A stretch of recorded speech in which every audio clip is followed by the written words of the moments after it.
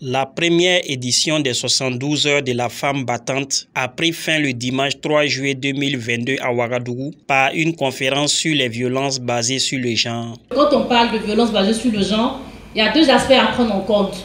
Il y a le volet prévention et évidemment quand on met des moyens pour éviter que la violence basée sur le genre ne survienne, il faut aussi se donner les moyens pour pouvoir prendre en charge les personnes qui en sont victimes. L'écrivaine Bernadette Sanou Dao, première femme ministre de la Culture du Burkina Faso, a expliqué comment elle aborde les violences basées sur le genre dans ses œuvres.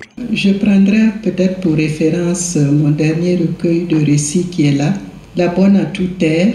Ce sont nos domestiques qui sont dans nos maisons et Dieu seul sait ce par quoi elles peuvent passer de la part notamment des chefs de famille et des fils de la maison ou toute personne de passage qui la trouve attirante. Au thème de la conférence, les participantes ont exprimé leur satisfaction. C'est une initiative louable parce que ça permet encore de rappeler ce que c'est qu'une VBG, parce que tout le monde ne le sait pas. Je sais que dans la salle, il y a beaucoup de gens qui ne le savaient pas.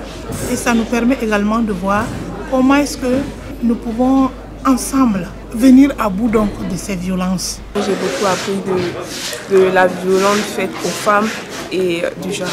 Vraiment, je ne savais vraiment pas ce qu'on appelait la violence, parce que pour moi la violence c'était frapper, bon, je ne sais pas tuer, mais bon, apparemment il y a tellement, il y a plusieurs sortes, il y a différents types de violence. Donc vraiment, je remercie l'équipe qui a vraiment œuvré à ce que cette conférence puisse avoir lieu. La marraine des 72 heures, Alina Saran, a encouragé la promotrice Taliane, qui elle-même se projette déjà dans les prochaines éditions. Ce événement, c'était vraiment un grand succès. Et je sais que dans le futur, elle va faire les événements encore plus grands, avec un impact encore plus grand. Mais déjà aujourd'hui, on a vu que c'était un impact sur beaucoup de femmes.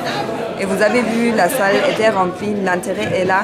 Je l'encourage vraiment de continuer ce chez nous. Nous sommes à la fin de notre événement qui était à sa première édition. On espère continuer notre combat. On veut le faire un peu partout dans les villes du Burkina. Clap de fin pour la première édition des 72 heures de la femme battante et rendez-vous est pris en 2023 pour la deuxième édition.